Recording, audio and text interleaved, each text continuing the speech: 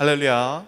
1월 31일 주일 온라인 예배에 오신 여러분들 주님의 이름으로 환영합니다. 오늘 저희가 함께 드리는 이 예배 가운데 주님의 특별한 은혜가 부어지길 소원합니다. 이 시간 함께 사도신경으로 저희의 신앙을 고백하며 예배의 자리로 나아가겠습니다. 나는 전능하신 아버지 하나님 천지의 창조주를 믿습니다. 나는 그의 유일하신 아들 우리 주 예수 그리스도를 믿습니다. 그는 성령으로 잉태되어 동정녀 마리아에게서 나시고 본디오 빌라도에게 고난을 받아 십자가에 못 박혀 죽으시고 장사된 지 사흘 만에 죽은 자 가운데서 다시 살아나셨으며 하늘에 오르시어 전능하신 아버지 하나님 우편에 앉아 계시다가 거기로부터 살아있는 자와 죽은 자를 심판하러 오십니다. 나는 성령을 믿으며 거룩한 공교회와 성도의 교제와 죄를 용서받는 것과 몸의 부활과 영생을 믿습니다. 아멘. 우리 함께 찬송가 39장 찬양하겠습니다.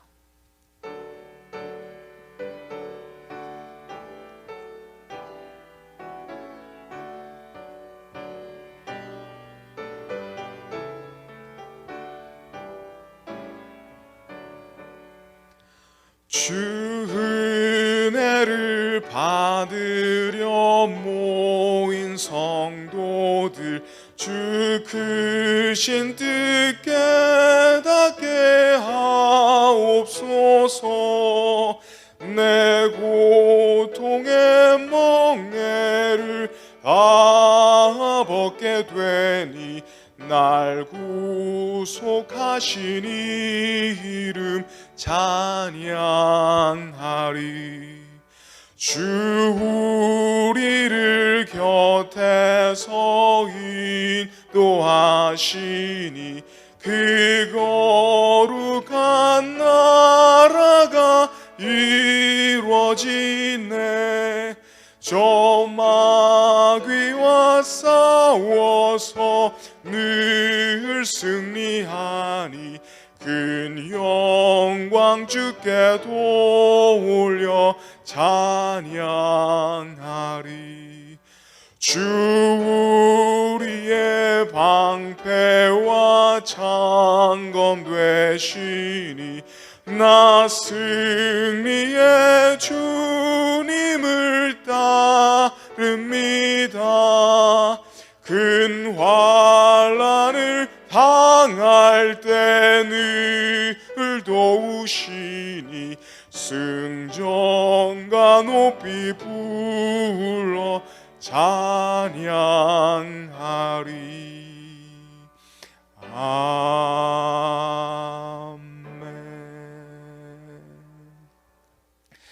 할렐루야. 여호와께서 그의 백성을 속량하시며 그의 언약을 영원히 세우셨으니 그의 이름이 거룩하고 지존하시도다. 여호와를 경외함이 지혜의 근본이라. 그의 계명을 지키는 자는 다 훌륭한 지각을 가진 자이니 여호와를 찬양함이 영원히 계속되리로다. 아멘. 저희 안에 여호와를 경외하는 마음을 허락하시어 날마다 주님을 예배하는 존귀한 예배자의 삶을 살게 하신 하나님을 찬양합니다. 이 시간 저희가 함께 모여드리는 이 예배를 통해 다시 한번 주님을 향한 뜨거운 예배의 마음이 우리 모두에게 일어나길 소원합니다.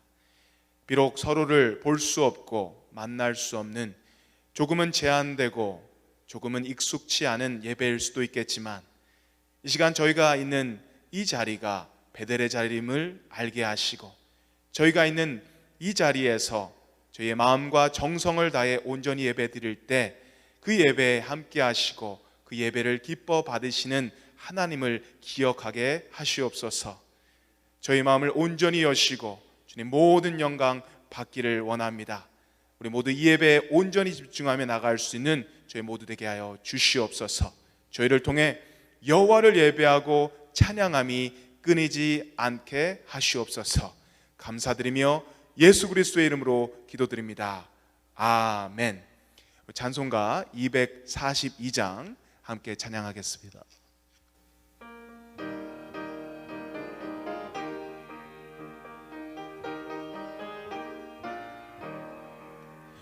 황무지가 장미꽃같이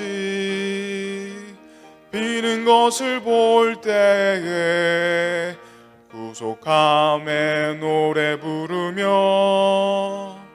거룩한 길 다니리. 거기 거룩한 그 길에 검은 구름 없으니 낮과 같이 맑고 밝은 거룩한 길 다니리. 하나님의 아름다움과 그의 영광 볼 때에 모든 괴로움 잊어버리고 거룩한 길 다니리.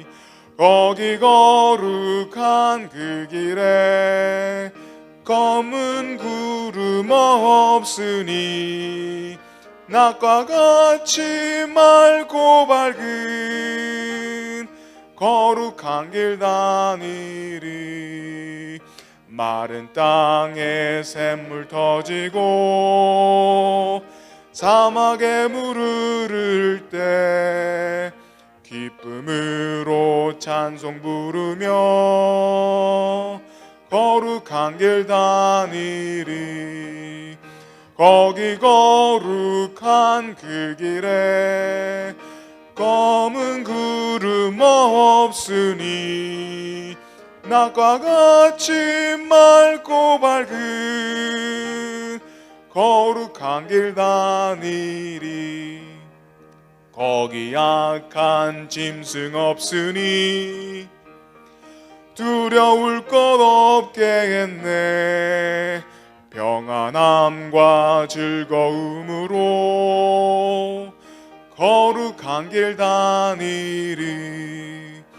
거기 거룩한 그 길에 검은 구름 없으니 낮과 같이 맑고 밝은 거룩한 길 다니리. 거기 죄인 전혀 없으니 거룩한 자뿐이라. 주님 주신 면류관 안 쓰고 거룩한 길 다니리.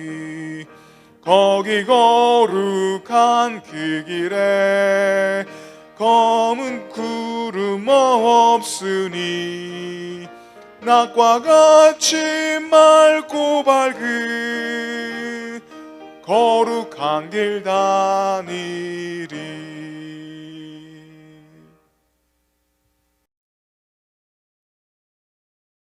은혜로우시고 자비로우신 하나님 아버지, 거룩한 주일에 모두가 각자의 처소에서 한마음 한뜻으로 주님만을 바라보며 예배하게 하시니 감사를 드립니다. 형식보다는 저희 마음의 중심을 살피시는 하나님 앞에 온 마음과 정성을 다하여 영과 진리로 예배하게 하시고 하늘의 은혜와 소망으로 충만한 시간이 되게 하여 주옵소서. 팬데믹으로 인한 불편함과 두려움 가운데 살면서도 삶의 주인이 되신 주님께 더 기도하며 의지해야 함에도 불구하고 오히려 세상에 썩어 없어질 가치들을 쫓느라고 분주하게 살고 있음을 회개합니다. 이러한 저희를 불쌍히 여겨주시고 삶 속의 작은 부분에까지 하나님께서 베풀어 주신 은혜를 발견하고 감사하는 모두가 되게 하옵소서. 하나님 아버지, 비대면 예배가 길어지고 성도의 교제가 제한되는 이 시기에 성도들이 함께 마주할 수는 없지만 서로를 위해 기도하고 안부를 나누며 주님 안에서 하나 되기를 기도합니다. 또한 이 불확실한 시기에 유치부, 아동부, 중고등부에 있는 자녀들이 각 가정에서 믿음으로 잘 양육될 수 있도록 부모들에게도 말씀에 대한 나눔의 지혜와 명철을 더하여 주옵소서. 현재 진행 중인 말씀 묵상과 성경 공부 그리고 설교 말씀을 통해 온 성도가 하나님의 마음을 닮아가고 시냇가에 심은 나무처럼 어떤 환경 속에서도 흔들리지 않고 주님을 의지하는 강한 믿음을 허락하옵소서. 변화무쌍한 세상보다는 영원히 변치 않는 하나님의 말씀이 저희의 생각과 마음과 행동의 기준이 되게 하옵소서. 하나님 아버지, 주는 상심한 자들을 고치시며 그들의 상처를 싸매신다고 하셨습니다.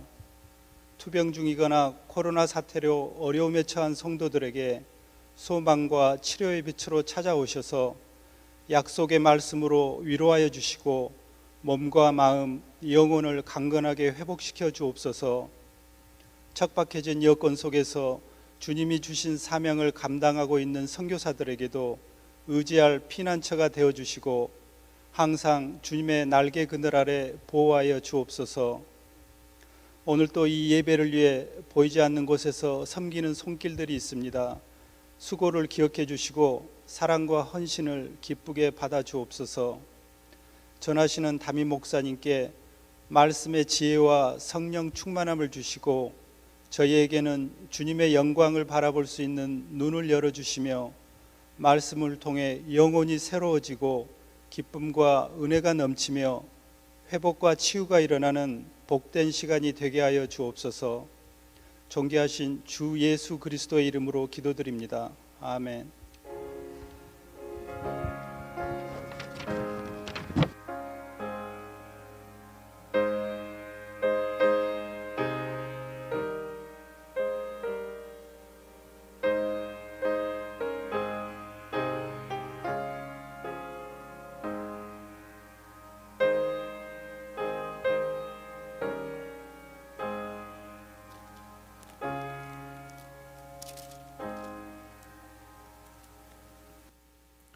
우리 하나님 앞에 봉헌 드리도록 하겠습니다.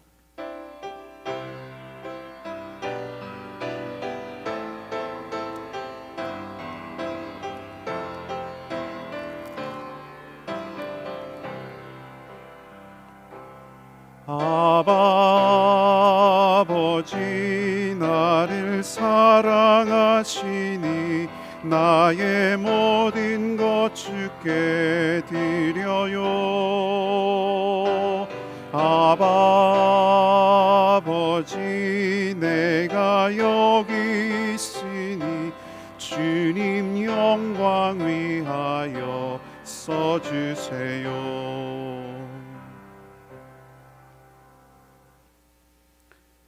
하나님, 살아가면서 정말로 중요한 것이 무엇인지를 생각해 볼 수 있는 순간입니다. 우리가 가진 것들이 우리를 지탱해 주는 것이 아니라 우리에게 공급하시는 분이 우리를 붙드시고 이끄시는 것을 다시 확인하는 순간입니다. 우리가 드리는 이 물질과 마음이 이 믿음을 고백하고 확인하는 자리임을 기억합니다. 많고 적음에 우리의 마음이 왔다 갔다 하지 않게 하시고 하나님 앞에 드리는 것이 세상의 허망한 것에서 우리를 지키는 길임을 기억하고 드림을 기쁨으로 여길 수 있는 저희가 되게 하여 주시옵소서. 또한 선으로 심고 선을 거두며 믿음으로 심고 실상을 거두고 소망으로 심고 누림을 거두는 은혜가 있게 하여 주시옵소서.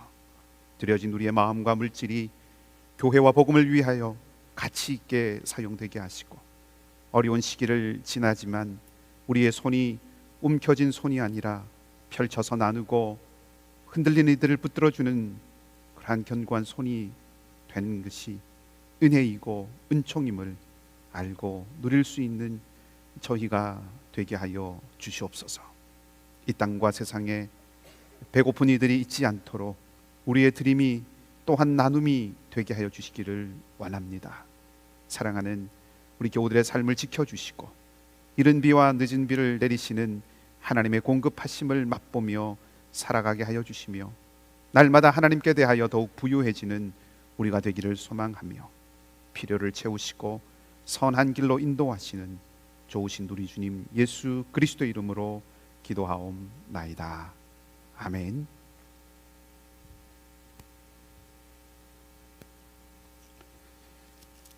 교회 소식을 알려드리도록 하겠습니다. 여러분 주보에 있는 교회 소식 참조하시면 되겠고요.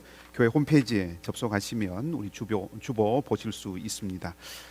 2021년 헌금 봉투 그리고 2020년 헌금 영수증이 준비되어 있습니다. 주중에 교회 오셔서 픽업해 가실 수 있습니다. 교회 오시기 전에 교회로 전화를 주셔서 이름과 또 교회 오시는 시간들을 미리 알려주시면 감사하겠습니다.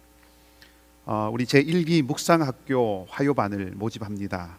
2021년 2월 16일부터 3월 23일까지 매주 화요일 6주간 우리 묵상학교 시작합니다. 현재로는 우리 현장에서 모일 수 있으면 현장에서 우리 묵상학교 진행하려고 하고요. 혹 여러 가지 상황이 어려우면 우리 온라인으로 진행하려고 준비하고 있습니다. 함께 많은 분들이 하시면 좋겠지만 또 여러 가지 여건상 15명 우리 일기 묵상학교에 모집합니다.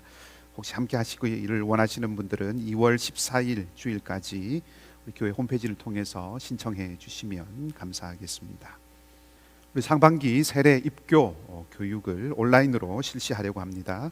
2월 18일 목요일부터 3월 25일 목요일까지 교육이 진행되고요. 세례 입교는 우리 만 14세 이상 되신 분들 받을 수 있습니다. 세례 받으시고 또 입교하시기를 원하시는 분들은 2월 14일 주일까지 교회 홈페이지를 통해서 신청하시면 되겠습니다. 어려운 시기 지나고 있습니다. 건강에 유의하시기 바라고요. 연약한 우리 교우들을 위해서 계속해서 기도해 주시기를 바랍니다. 어느새 1월도 마지막이 되었네요.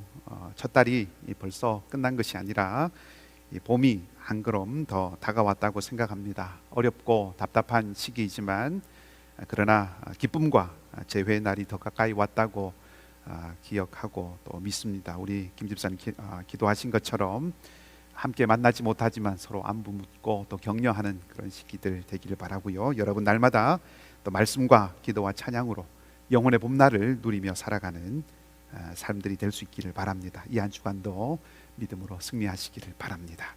우리 함께 같이 기도하겠습니다. 은혜의 하나님, 사슴이 시냇물을 찾기에 갈급하듯이 내 영혼이 주님을 찾기에 갈급하다고 고백한 시인의 마음이 우리의 마음이 되기를 원합니다. 어둡고 약한 심령에 소생하는 말씀의 빛을 비추어 주셔서 소망의 싹을 틔워 주시고 지치고 상한 마음에는 치유하는 말씀의 빛으로 감싸 주셔서 아픔과 상함이 눈처럼 높게 하셔 주시고 우리의 영혼이 주님의 마음에 닿도록 성령께서 조명하여 주셔서 말씀을 소망으로 받고 새 힘을 얻어 결단함에 일어서는 은혜가 있게 하여 주시옵소서. 말씀이 육신이 되어 우리 가운데 오신 주님 예수 그리스도 이름으로 기도하옵나이다. 아멘. 오늘 우리에게 주시는 하나님의 말씀은 신약 성경입니다. 마가복음 1장 21절에서 28절까지의 말씀입니다. 마가복음 1장 21절에서 28절까지 말씀입니다. 제가 가진 성경은 신약 성경 54쪽에 있습니다. 제가 말씀을 읽어 드리도록 하겠습니다. 그들이 가버나움에 들어가니라. 예수께서 곧 안식일에 회당에 들어가사 가르치심에 뭇 사람이 그의 교훈에 놀라니 이는 그가 가르치시는 것이 권위 있는 자와 같고 서기관들과 같지 아니함일러라. 마침 그들의 회당에 더러운 귀신 들린 사람이 있어 소리질러 이르되 나사렛 예수여 우리가 당신과 무슨 상관이 있나이까? 우리를 멸하러 왔나이까? 나는 당신이 누구인 줄 아노니 하나님의 거룩한 자니이다. 예수께서 꾸짖어 이르시되 잠잠하고 그 사람에게서 나오라 하시니 더러운 귀신이 그 사람에게 경련을 일으키고 큰 소리를 지르며 나오는지라.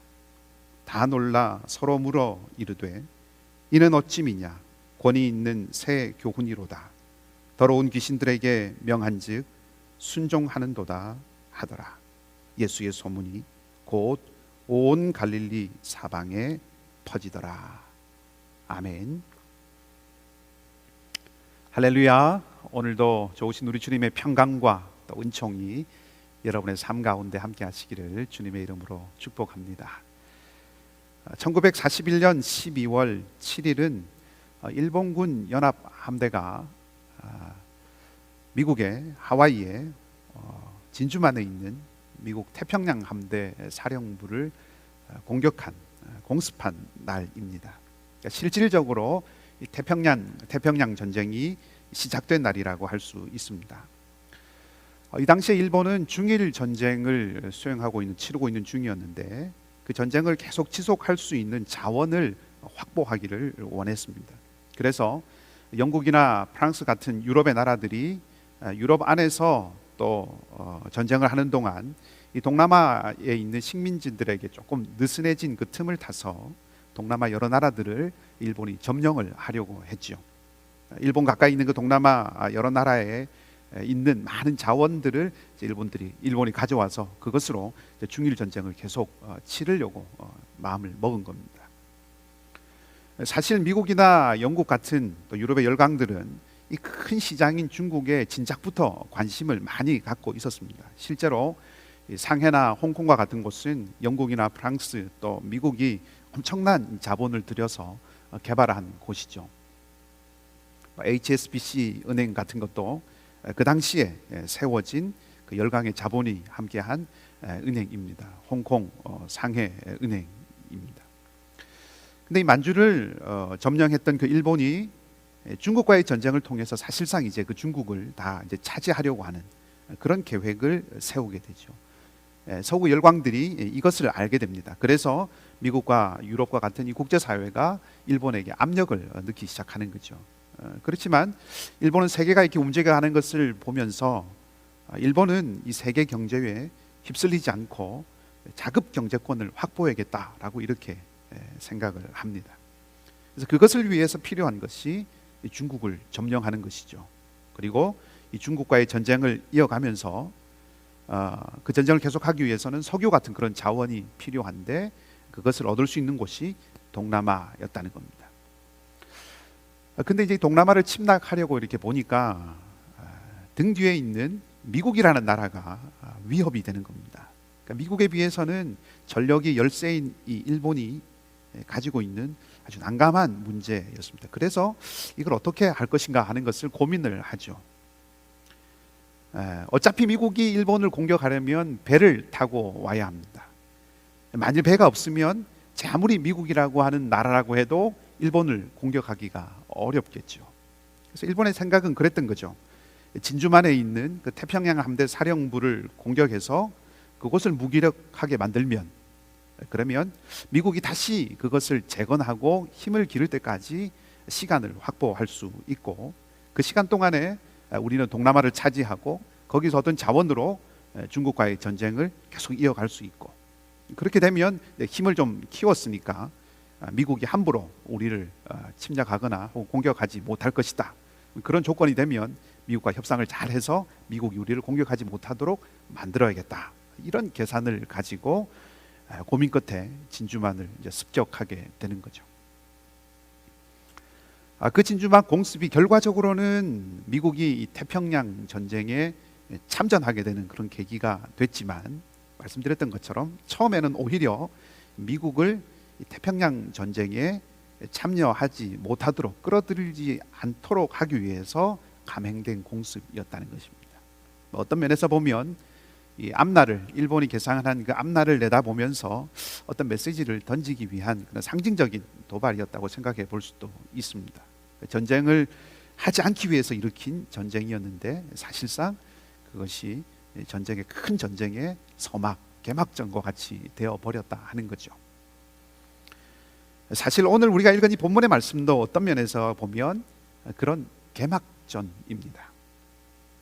진주만 공습은 의도치 않은 일을 불러온 그런 개막전이었다면 예수님께서 벌이신 이 개막전은 당신이 누구이신가라고 하는 것을 강력하게 보여주시기 위한, 각인시키기 위한 그런 의도를 가지고 있는 전투였다고 말할 수 있는 거죠. 그러니까 예수님께서 무엇을 위해서 이 땅에 오셨고 또 무엇을 행하시기 위해서 오셨는가라고 하는 것을 깊고 아주 분명하게 새겨준 그런 사건이다라고 하는 그런 말씀입니다. 마가복음 1장을 펼치면 세례 요한의 이야기로부터 시작을 합니다.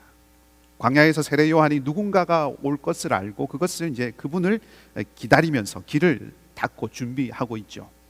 그리고 예수님께서 오셔서 요한에게 세례를 받으십니다. 세례를 받으시자 하늘에서 소리가 들리죠. 이는 내 사랑하는 아들이다. 요한이 기다리는 사람이 바로 예수님이시다라고 하는 것을 말해줍니다. 그리고 이제 여기까지 읽은 사람은 이제 이 예수님에 대한 이야기를 계속해서 해 나가겠구나라고 하는 것을 눈치를 채겠죠. 세례를 받으신 예수님은 광야에서 시험을 통과하십니다. 시험 받으신 것에 대해서 마가는 자세히 기록하고 있지 않습니다만은 예수님께서 시험 당하신 의미에 대해서는 1월 3일에 제가 했던 설교를 참조하실 수 있을 것 같습니다. 마가가 기록하고 있는 것을 잠깐만 하나만 짚어본다면, 마가는 시험을 당하신 예수님께서 광야에서 들짐승들과 함께 계셨고 천사와 함께 있었다라고 기록을 합니다. 광야에서 그 짐승들이 우글거리는 그곳에 예수님께서 무서운 곳에 계셨다라고 하는 것은 그것을 말해주는 것이 아니라, 들짐승들과 함께 있었다라고 하는 이것은 처음 에덴 동산에 아담이 모든 동물들과 함께 있었던 그 모습을 사실 말해주는 것입니다. 그러니까 첫 창조, 처음 창조의 그 아름다운 그 샬롬을 예수님께서 회복하시는 분이시다라고 하는 것을 전해주는 메시지입니다. 아무튼 그 시험을 통과하신 예수님께서는 이제 갈릴리에 오셔서 하나님 나라가 가까이 왔다라고 하는 복음을 증거하시죠.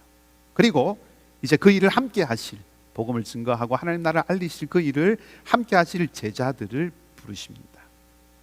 그물을 던지던 시몬과 안드레, 그리고 야고보와 요한을 예수님께서 부르시고 그들이 예수님을 따라 나섭니다. 저 여기까지 한번 정리를 해보면, 선지자 요한이 기다리던 분이 오셨습니다. 그분이 세례를 통해서 하나님으로부터 사명을 확인하고 시험을 겪으시면서 당신이 누구이신지를 다시 한번 확인시켜 주셨습니다. 그리고 당신이 전하실 메시지를 준비하고 그리고 당신과 함께할 사람들을 이제 확보하신 것이죠. 사명, 정체성, 메시지, 그리고 제자. 한마디로 말하면 이제 준비가 완료되었다는 것입니다. 본격적인 사역을 위한 준비를 다 마치셨다 하는 것이죠. 그리고 등장하는 것이 오늘 본문입니다. 오늘 본문은 회당에서 가르치시고 귀신 들린 사람을 고치시는 예수님, 귀신 들린 사람에게서 그 귀신을 쫓아내신 이야기이죠. 예수님께서 이제 준비를 마치시고 등장해서 보여주시는 첫 모습이라는 것입니다. 곧 개막전이라고 말씀을 드릴 수 있습니다. 이제 본문의 이야기를 조금 자세하게 살펴보십시다. 회당이 있습니다. 가버나움에 회당이 있습니다. 회당은 하나님의 말씀이 선포되는 자리이죠. 근데 그곳이 지금 그 기능을 잃어버렸습니다. 사람들은 서기관들이 전해주고 가르치는 그 말씀에서 권위를 느끼지 못합니다. 말씀을 들어도 깨닫지도 못하고 또 순종할 필요도 느끼지 못하고 있다 하는 거죠. 그리고 그 회당에 또 누가 있었습니까? 더러운 귀신 들린 사람이 있었습니다. 하나님의 말씀이 선포되어지는 그 하나님의 영역에 다른 것들이, 하나님의 말씀의 권위가 무너지고 더러운 영을 가진 사람이 있는 그 하나님의 영역이 점령당하고 있는 모습을 그려주고 있는 거죠. 바로 그 자리에 예수님께서 제자들과 함께 들어오십니다. 그리고 말씀을 가르치시죠. 사람들은 예수님의 그 말씀을 가르치는 그 가르침에서 잃어버렸던 그 권위를 다시 느끼기 시작합니다. 말씀이 그들 안에서 살아난다는 거죠. 근데 본문을 보면 예수님께서 말씀을 가르치기 시작하실 때에 한 가지 일이 일어납니다. 귀신이 활동하기 시작합니다. 말씀이 살아나자 활동하죠. 악한 영들이 그것에 저항하는 모습입니다. 저항의 표시로 귀신은 소리를 지릅니다. 24절 말씀이 그것을 말해주는데 24절을 우리 함께 같이 읽어보겠습니다. 나사렛 예수여, 우리가 당신과 무슨 상관이 있나이까? 우리를 멸하러 왔나이까? 나는 당신이 누구인 줄 아노니 하나님의 거룩한 자니이다. 이 구절에 대해서는 두 가지 큰 해석이 있습니다. 하나는 귀신이 예수님을 알아보고 그 예수님께 지금 복종하고 있다라고 하는 것을 나타낸다 하는 해석입니다. 그러니까 예수님이 나타나시자 귀신들이 곧바로 복종하고 굴복하는 모습이다 하는 그런 해석인 거죠. 다른 하나는 이것이 사실 귀신을 쫓아낼 때 사용하는 방법이라는 것입니다. 그러니까 귀신을 쫓아내는 어떤 사람이 귀신을 쫓아내기 위해서 이렇게 말한다는 거죠. 나는 네가 누군지 안다라고 그렇게 말한다는 겁니다. 그렇게 해서 귀신에 대해서 통제력을 가질 수 있다 하는 거죠. 그러니까 이름을 안다 하는 것을 통해서 그 상대방에게 지배력을 행사할 수 있다라고 그렇게 본다 하는 겁니다. 그러니까 다시 말하면 이 해석에 따르면 지금 귀신이 예수님을 향해서 나는 네가 누구인지를 안다라고 하는, 예수님을 안다고 하는 이것은 예수님을 지배하려고 하는 그런 귀신의 시도라고 하는 것입니다. 그러니까 예수님에게 저항하고 예수님에게 맞서려고 하고 예수님을 통제하려고 하는 그런 귀신의 시도다, 저항이다라고 하는 것입니다. 자, 그때 어쨌든 예수님께서 어떻게 하십니까? 25절 말씀입니다. 25절 말씀을 또 같이 한번 읽어보겠습니다. 함께 읽습니다. 예수께서 꾸짖어 이르시되 잠잠하고 그 사람에게서 나오라 하시니. 예수님이 귀신을 꾸짖으십니다. 꾸짖는다라고 하는 이 말은 더 큰 권위를 가지고 있는 존재가 하는 거죠. 구약 성경에 보면 욥기 26장 10절에서 12절까지 말씀이나 또 이사야 17장 13절 말씀이나 혹은 나홈 1장 4절과 같은 그런 말씀들을 보면 이 꾸짖는다라고 하는 이 말은 하나님께서 악한 세력을 무기력하게 하고 새로운 시대, 새 시대를 시작하신다라고 하는 것을 말해줄 때 그때 사용되는 용어가 이 꾸짖는다라고 하는 말입니다. 그러니까 지금 예수님께서 귀신을 꾸짖으신다고 하는 것은 그 악한 영의 세력들을 멸하고 새로운 시대를 여시기 위해서, 다시 말하면 지금 저항하는 예수님을 향하여서 저항하고 있는 이 귀신에게 반격하시는 그런 예수님의 모습을 보여주는 표현입니다. 또 어떻게 하시죠? 잠잠하라고 하십니다. 이 말은 입에 재갈을 물린다라고 하는 뜻입니다. 곧 귀신이 예수님의 이름을 부르는 것을 금지하는 것이죠. 아까 내가 누구인지, 당신이 누구인지를 안다라고 하는 이 말의 의미가, 하나의 해석이 그 상대에 대한 지배력을, 통제력을 가지려고 하는 시도다라고 말씀을 드렸는데, 그 해석을 받아들인다면 지금 예수님을 통제하려고 하고 예수님을 오히려 지배하려고 하는 이 귀신이 당신의 이름을 부르지 못하게 함으로 말미암아 귀신이 힘을 쓰지 못하도록 예수님 만들고 계신다라고 하는 거죠. 자, 그리고 난 다음에 그 사람에게서 나오라 하십니다. 귀신을 쫓아내십니다. 지금 장악하고 있는 그 사람, 지금 장악하고 있는 그곳에서 악한 영들을 몰아내시는 거죠. 이제 귀신은 소리를 지르며 그곳을 떠납니다. 아마 이제 이 소리는 죽음을 비명의 소리라고 볼 수 있습니다. 귀신은 그가 장악했던 사람에게서 완전히 떠나가게 되고 이 사람은 귀신의 통제로부터 노임을 받습니다. 귀신은 이제 더 이상 이 사람을 지배하지도 통제하지도 못합니다. 자유를 얻어서 새로운 삶을 시작할 수 있게 해주신 것이죠. 예수님이 이 사람을 마음대로 자유를 주셨다고 해서 마음대로 살아갈 수 있도록 한 것이 아니라 더 이상 이제 더러운 귀신에게 지배당하지 않게 하셨다 하는 것입니다. 자, 여기까지의 모습을 한번 다시 정리를 해보면, 악한 영에게 사로잡혀서 눌려있는 세상 같은 그 사람, 또 그가 있는 회당, 그것을 세상이라고 한다면 악한 영에게 사로잡혀 있는 세상에 예수님께서 등장하셨습니다. 그러자 이 더러운 영, 귀신이 저항하죠. 그 대결에서 예수님께서 귀신의 권세를 누그러뜨리시고 귀신을 쫓아내십니다. 예수님이 승리하시죠. 그것을 통해서 하나님 나라가 이제 시작되고 확장된다라고 하는 것을 말해주는 것입니다.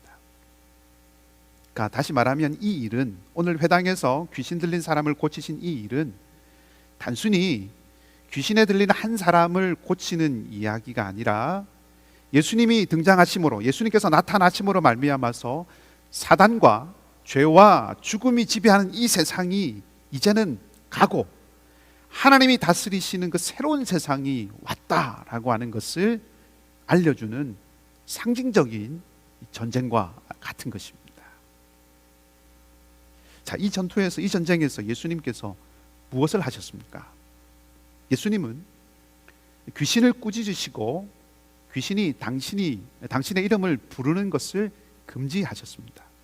그러니까 귀신이 당신을 지배하려고 하는 그것을 거절하신 것이죠.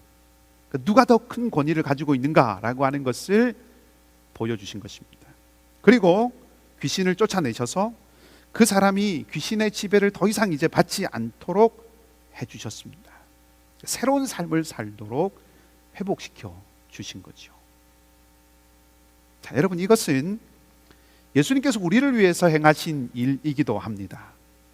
예수님은 죄와 죽음의 권세에 눌려있던 우리, 세상적인 가치와 세상적인 질서에 사로잡혀가던 그런 우리를 위해서 이 땅에 오셨습니다. 그리고 우리를 사로잡고 있는 그 죄와 죽음의 권세에서 우리를 건져냈습니다.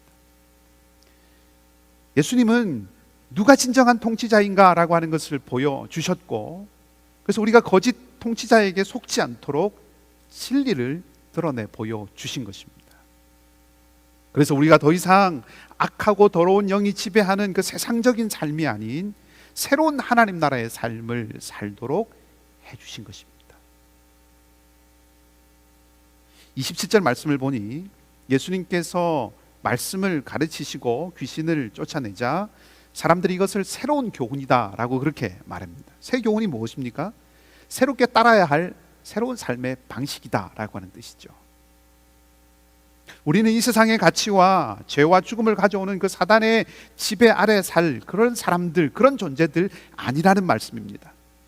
예수님께서 가르쳐 주시고 보여주신 그 영원한 생명을 가져오는 하나님의 통치를 받고 사는 사람들이다라고 하는 것을 예수님께서 우리에게 알려주신 거죠. 자, 그러면 이 삶을 어떻게 살아갈 수 있는가 하는 문제가 남습니다. 그래서 오늘 본문의 말씀을 통해서 세 가지를 간단하게 말씀드릴 수 있습니다. 첫째로, 하나님의 통치를 받고 살아가는 사람, 이 삶을 어떻게 살 수 있는가, 그것을 위해서 첫째로 우리는 하나님 나라가 왔음을 믿어야 합니다. 예수님으로 인해서 새로운 시대가 열렸다라고 하는 것을 알아야 한다는 거죠. 이제 더 이상 옛 시대의 방식을 따라가서는 안 되는 것입니다. 오노다 히로라고 하는 일본군 장교가 있었습니다. 1944년 필리핀의 루방이라고 하는 섬으로 200명의 부하와 함께 파견을 받았습니다. 임무는 미군과 유격전을 벌여서 미군이 상륙하지 못하도록 저지하는 겁니다. 그리고 어떤 일이 있어도 항복하면 안 된다라고 하는 명령을 받았습니다. 이 오노다의 부대는 미군과의 전쟁에서 크게 참패를 합니다. 대패를 합니다. 그래서 거의 대부분의 병사들이 다 전사를 하게 되고 아주 소수의 부대원들만 남아서 이제 산속으로 도망을 하게 됩니다. 그러던 중에 이제 이 2차 세계대전이 끝나버리게 되고 전쟁이 끝났다고 하는 그 삐라를 미군이 뿌리게 되죠. 그 삐라를 받아본 산속에 남아있던 부대원들 중에 또 대부분의 사람들은 그것을 보고 산을 다 내려갑니다. 그렇지만 이 오노다 히로는 그 믿지 않고 그냥 그대로 산속에 남습니다. 그 후에 일본이 몇 차례 사람들을 보내서 그가 숨어든 그 산에서 전쟁이 끝났다라고 하는 것을 알리기도 하고, 심지어 가족들을 보내서 오노다에게 전쟁이 끝났다라고 하는 사실을 알렸지만, 이 오노다 히로는 이것이 다 미군이 쓴 계략이다라고 생각을 하고 믿지 않았습니다. 그래서 그는 계속해서 산속에 살아가고 아직도 전쟁 중이라고 생각을 하죠. 그래서 아사나라의 마을들을 계속 정기적으로 약탈을 하고 그렇게 살아갑니다. 필리핀 당국은 이 일본인을 이제 소탕하려고 막 이렇게 시도했고, 또 이 오노다는 그것이 미군이 계속 공격해 오는 것이다 그렇게 여기고 계속 이 삶을 이어간 거죠. 그러다가 처음 파견된 지 30년이 된 1974년에 한 일본인 탐험가가 그곳을 지나가다가 이 오노다 히로를 만나게 됩니다. 그리고 그 사람에게, 그 탐험가에게 이 히로가 설득을 당해서 우여곡절 끝에 결국 일본으로 돌아오게 됩니다.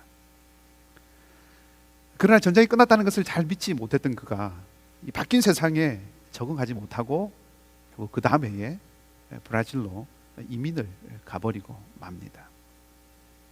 이 오노다 히로는 세상이 바뀌었다고 하는 것을 인정하지 못하고 믿지 못하고 엉뚱한 방식으로 엉뚱한 삶을 계속 살아왔던 것이죠. 만일 우리가 하나님 나라가 왔음을 믿지 않고 산다면, 하나님 나라가 왔다고 하는 것을 확신하지 않고 살아간다면 어쩌면 우리의 삶도 이와 비슷할 수 있습니다. 오늘 예수님께서 오셔서 귀신을 쫓아내심으로 말미암아 하나님이 통치하신다고 하는 것을 보여주셨습니다.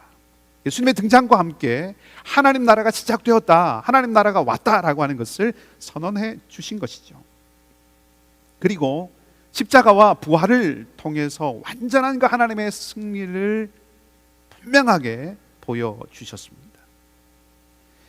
이 세상은, 이 땅에서는 죄가 가져오는 그 죽음이 가장 강력한 힘인 줄 알았는데 예수님은 죽음을 이기는 힘, 부활을 보여주셨다는 것입니다. 그것을 통해서 이제 더 이상 이 땅의 주인은 죽음을 가져다 주는 그 공중의 권세 잡은 자가 아니다 하는 것을 말씀하시는 것이죠.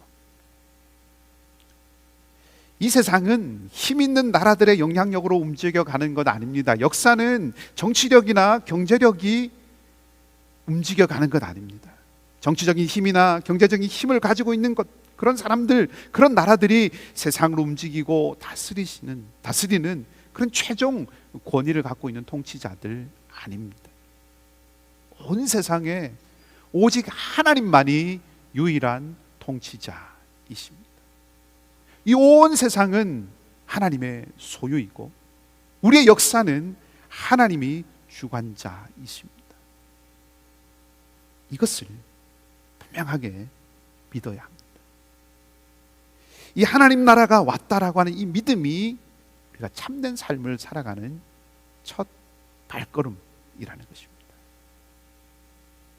두 번째는 하나님의 나라가 임했다고 하는 것을 믿는다면 하나님의 다스림을 받으며 살아가야 합니다.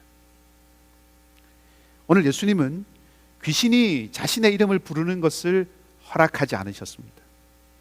죽음의 권세가 당신을 지배하려고 하는 것을 거절하신 것이죠. 우리도 마찬가지입니다. 세상이 우리의 이름을 부르는 것을 허락하지 않아야 합니다. 바꿔 말하면 세상이 우리를 지배하려고 드는 것을 허락하지 않아야 되는 것입니다. 세상의 방식을 거절하는 것이죠. 물질이 왕노릇하려고 하는 것, 내 자아가 내 삶의 주인 노릇하려고 하는 것, 그것을 단호하게 거절하며 살아가야 한다는 것입니다. 대신 주님이 우리의 이름을 부르게 합니다. 하나님께서 우리를 다스리는 삶이 되어야 한다는 것입니다. 예수님께서 두 주인을 섬길 수 없다고 하셨습니다. 두 주인을 섬기는 것은 이기적인 욕심에 사로잡힌 모습이지 결코 충성된 종의 모습은 아닙니다. 세상도 섬기고 하나님도 섬길 수는 없는 것이죠. 로마서 6장 12절과 13절 말씀은 우리에게 이렇게 말합니다. 그러므로 너희는 죄가 너희 죽을 몸을 지배하지 못하게 하여 몸의 사욕에 순종하지 말고 또한 너희 지체를 불의의 병기로 죄에게 내주지 말고 오직 너희 자신을 죽은 자 가운데서 다시 살아난 자 같이 하나님께 드리며 너희 지체를 의의 무기로 하나님께 드리라. 아멘. 이제 우리는 하나님께 드려진 사람들, 하나님의 다스림을, 하나님의 통치를 받는 사람으로 살아가야 하는 것입니다. 예수님께서 여리고를 지나가실 때 세리장이었던 삭개오를 만나시죠. 그리고 삭개오의 집에 들어가십니다. 예수님을 만났더니 삭개오가 어떻게 합니까? 누가복음 19장에 보면 그가 예수님께 이렇게 말합니다. 내 자신의 소유의 절반을 팔아서 가난한 이들을 위해서 나누어 주겠습니다. 내가 속여서 빼앗은 것이 있다면 4배로 갚겠습니다. 그렇게 말합니다. 자기를 위해 살던 사람이, 자기만을 위해 살던 사람이 예수 그리스도를 만남으로 말미암아 이제는 나누는 사람이 되고 속이는 일을 거절하고 정의를 지키는 그런 사람으로 바뀌어지는 것입니다. 마지막으로 예수님의 이름을 전하고 살아가야 합니다. 오늘 본문의 28절 말씀을 보면 예수님의 소문이 온 갈릴리 사방에 퍼졌다고 했습니다. 권위 있는 예수님의 말씀, 귀신이 굴복하는 그 모습을 사람들이 온 갈릴리에 다 알렸습니다. 복음이 갇혀있지 않도록 전파했다는 것이죠. 바울이 로마서를 기록했을 때 아무것도 모르는 사람들에게 편지한 것 아닙니다. 복음의 정수를 이미 복음을 듣고 알고 있는 사람들에게 또 들려주기 위해서 기록했다고 쓰고 있습니다. 다 아는 이야기야. 다 아는 이야기 아닙니다. 아니, 다 아는 이야기라도 예수님의 이야기는 날마다 들려줘야 합니다. 우리는 내 자신에게 날마다 예수님의 소문, 예수님의 이야기가 들리게 해야 합니다. 가족들에게 날마다 예수님의 소문을 들려주어야 합니다. 왜냐하면 그것이 우리를 살리는 길이기 때문입니다. 우리 김 집사님 기도하신 것처럼 우리는 세상의 가치들을 거기에 휩쓸려서 분주하게 이리저리 밀려다니며 살아갈 때가 많이 있습니다. 그런 세상에 휩쓸리지 않기 위해서, 그런 세상에 떠밀려 가지 않기 위해서 닷을 내려야 하고, 그것이 우리를 견고하게 붙들어야 한다면 바로 그 닷은 말씀과 기도를 통해서 우리 안에 예수님의 이야기가 끊임없이 들려지게 하는 것일 것입니다. 뿐만 아니죠. 만나고 함께하는 모든 사람들에게 예수님의 소문을 들려주어야 합니다. 저도 마을에 가든지 하다가 한국분 같은 분들이 계시면 교회를 다니시는지 여쭙습니다. 제가 우리 교회 온 지 얼마 며칠 되지 않았을 때 한 마트에서 그렇게 해서 어떤 한국분 한 분과 이야기를 잠시 나누었습니다. 교회 다니시나요? 예수님 믿으시나요? 이런 얘기를 나누다 보니까 상대방이 교회를 다닌다고 하시는 거예요. 아유, 감사하다고. 그렇게 서로 얘기를 주고 왔는데 나중에 어느 교회 다니세요? 그랬더니 이글스필드 다니고 있어요. 그랬습니다. 그런 경험도 있습니다.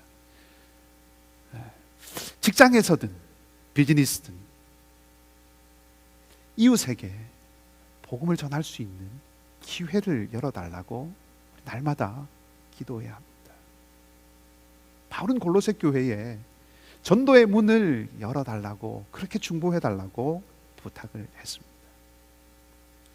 우리가 살고 있는 이 할턴 그리고 해밀턴 지역에 보면 캐나다 통계청의 자료를 살펴보니까 이 할턴 해밀턴 지역에 한인들이 7,000명 가량 살고 계십니다.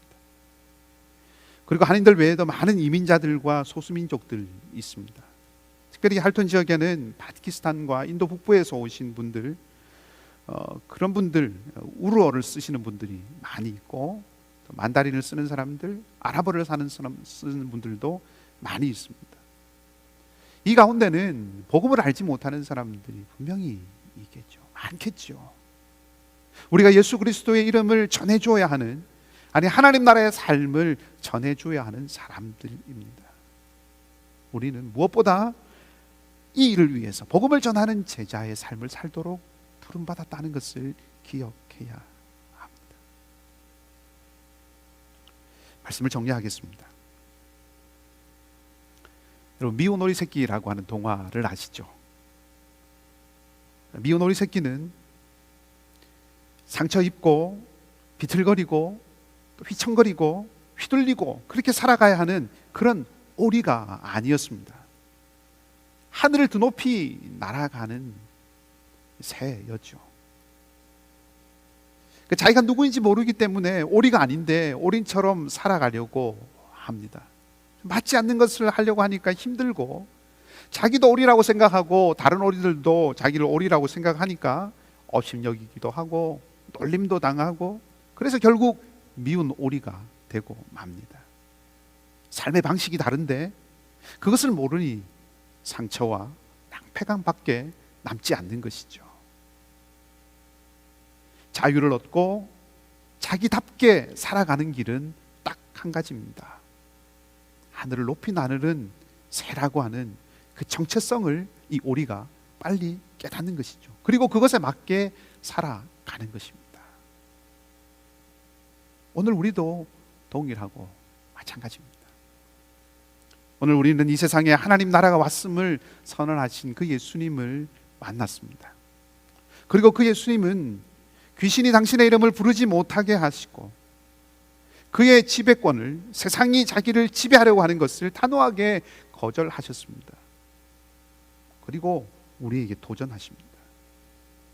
세상이 우리의 이름을 부르게 해서 세상에 지배당하며 살 것인가, 아니면 하나님이 우리의 이름을 부르게 하셔서 하나님이 우리를 다스리게 할 것인가. 여러분, 어떤 것이 진정한 삶입니까?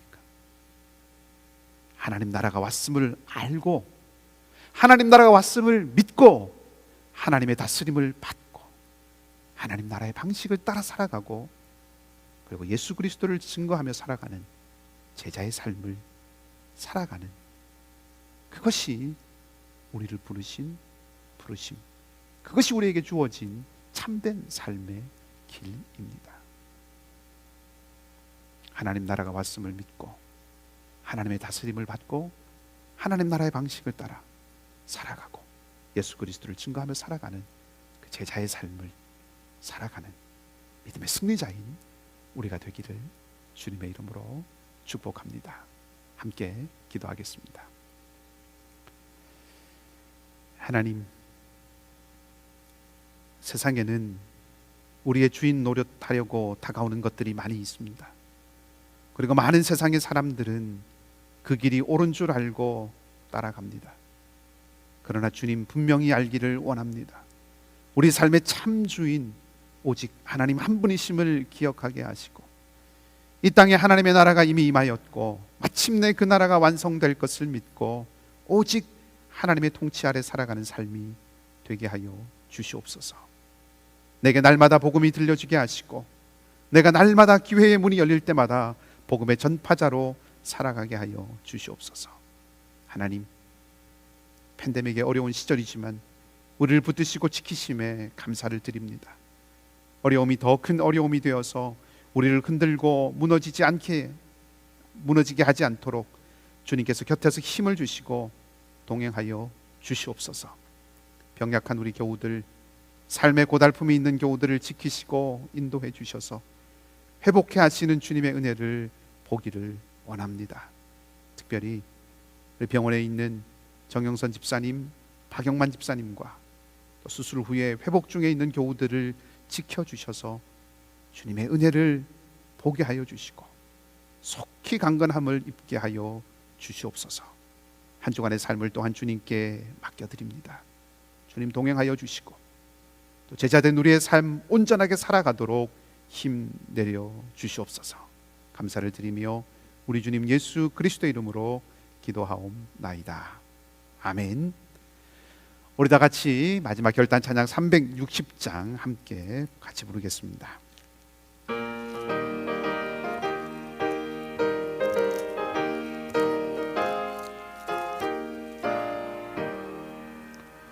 행군 나팔 소리에 주의 호령 났으니 십자가의 군기를 높이 들고 나가세 선한 싸움 다 싸우고 의의 멸류관 받았으리라. 선한 싸움 다 싸우고 의의 멸류관 예루살렘 성에서 멸류관 받으리. 저 요단강 건너 우리 싸움 마치는 날 의의 멸류관 예루살렘 성에서 악한 마귀 권세를 모두 깨쳐버리고 승리하신 주님과 승전가를 부르세. 선한 싸움 다 싸우고 의의 멸류관 받았으리라. 선한 싸움 다 싸우고 의의 멸류관 예루살렘 성에서 멸류관 받으리. 저 요단강 건너 우리 싸움 마치는 날 의의 멸류관 예루살렘 성에서 달려갈 길 다 가고 싸움 모두 마치는 주와 함께 기쁨을 용사들아 누리세. 선한 싸움 다 싸우고 의의 멸류관 받았으리라. 선한 싸움 다 싸우고 의의 멸류관 예루살렘 성에서 멸류관 받으리. 저 요단강 건너 우리 싸움 마치는 날 의의 멸류관 예루살렘 성에서. 사랑하는 성도 여러분, 이제 말씀을 듣고 각자의 삶의 자리로 나아갑니다. 이 땅에 능력으로 임하셔서 우리의 삶을 새롭게 하시고 또 새 삶을 살게 하시는 주님을 의지하고 이 한 주간도 믿음으로 승리하며 살아가기를 원하고 또 주님 안에 있는 평화를 누리며 또 그 평화를 만들어가며 살아가는 삶이 되시기를 바랍니다. 함께 기도하겠습니다. 우리 주님 예수 그리스도의 은혜와 하나님 아버지의 무한하신 사랑하심과 성령님의 교통케 하심이 사랑하는 이글스필드 모든 가족들과 함께 예배하는 모든 심령들 위해, 특별히 병상에서 주님의 만지심을 구하는 우리의 형제 자매들 위해, 삶의 여러 가지 기도의 제목을 가지고 주님 앞에 간구하는 교우들과 상록회 어르신들과 어린 자녀들과 영어권 공동체와 선교사님들의 가정과 사역 가운데, 또한 북녘 동포들 가운데 이제로부터 영원토록 함께 하옵시기를 간절히 축원하옵나이다. 아멘.